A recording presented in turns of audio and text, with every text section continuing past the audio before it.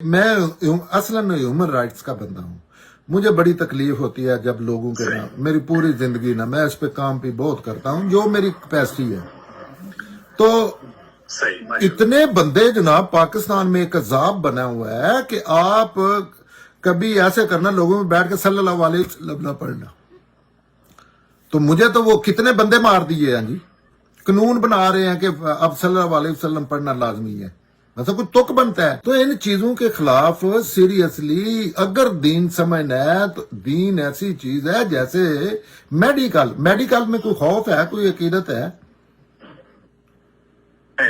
لیکن میڈیکل کی کوئی پروفیسر کسی کی بےزتی کرتا ہے کوئی, وہ اس انسان کا نام کوئی ایسا اس طرح بلاتا ہے کہ وہ رامزادہ جو ہے نیوٹن, نعوذ باللہ اللہ معاف کرے, یا وہ جو آئنسٹائن ہے کھوتی کا بچہ.